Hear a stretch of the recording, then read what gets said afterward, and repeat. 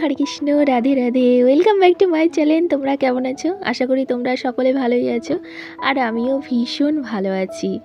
আর আজ শনিবার, এখন সময় সন্ধে 6টা। তো এই টাইম থেকেই তোমাদেরকে সঙ্গে নিয়ে ব্লগটা স্টার্ট করছি। আই হোপ যে ব্লগটি ভালো লাগবে। আর জানো তো আজকে সন্ধেবেলার ভিডিওটি করার কারণ কি? কারণ সারাদিন আজকে ভিডিও করতে পারিনি, কারণ শরীরটা তো জুতের ছিল না। তো তাই আসলে কি বলো তো, আমাদের শরীর হচ্ছে মহাশয়, যা সইবে তাই সয়। ঠিক সেরকম কখন যে কীরকম কী অবস্থায় থাকে সেটা বলা মুশকিল, তাই না?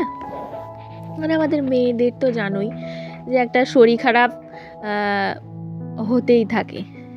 যারা বোঝে তারা ঠিক বুঝে যাবে, তাই না? আর এদিকে দেখো বেডটা ক্লিনিং করে বেডের চাদরটাও পেতে দিলাম। আর আজকে এই চাদরটা পাতলাম। কেমন লাগছে আমার বিছানাটা অবশ্যই কমেন্টে জানিও। জানো তো, ঘরের মধ্যে সবচেয়ে সুন্দর মুহূর্ত কাটানোর সময় হচ্ছে বা জিনিস বিশেষ করে সেটা হলো বিছানা।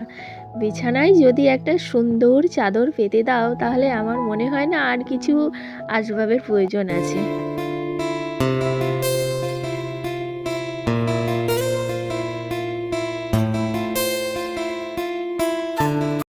আর বন্ধুরা জানো তো, এত কষ্ট করে গাছগুলো আমি মানুষ করছি 1 বছর ধরে, এই গাছটা যে কেন আমার মরে মরে যাচ্ছে আমি বুঝতে পারছি না। তো কষ্ট করে মানুষ করার ফল যদি এরকম হয় তাহলে কি ভালো লাগে বলো তো? যেমন আমরা মানুষকে ভালোবাসি, ঠিক সেরকম জীবজন্তু গাছপালা সকলকে, তাই না? সকল তো ভগবানের জীব, তো সকলকেই প্রাণ খুলে ভালোবাসা উচিত।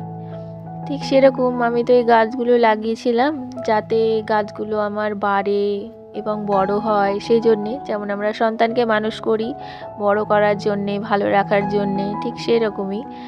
কিন্তু এই গাছটার অবস্থা দেখো, দিন দিন হলুদ হয়ে যাচ্ছে, জানি না কেন হচ্ছে। তো আমি তো জল দিচ্ছি রেগুলার, তবুও এরকম হচ্ছে। এবার লাগানোর সময় কি গোড়া কেটে গেছে বুঝতেও পারছি না। তো তোমাদের মধ্যে কেউ যদি জানো তো আমাকে প্লিজ একটু কমেন্টে জানিও তো।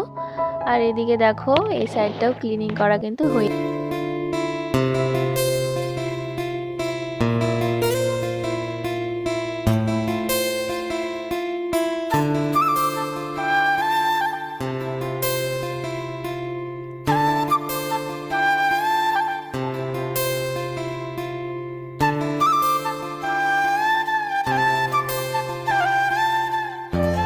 আর বন্ধুরা যারা যারা আমার ভিডিও দেখছো কিন্তু লাইক করা হয়ে উঠছে না, তো যদি আমার ভিডিওর কোনো অংশ ভালো লেগে থাকে তো অবশ্যই একটা লাইক করে দিয়ে যেও। আজকের মতো আসি। সকলে ভালো থেকো, সুস্থ থেকো, আর সকলকে নিয়ে থেকো, পরিবারের সঙ্গে থেকো। আর হ্যাঁ, আমায় একটু মিস করো। টাটা।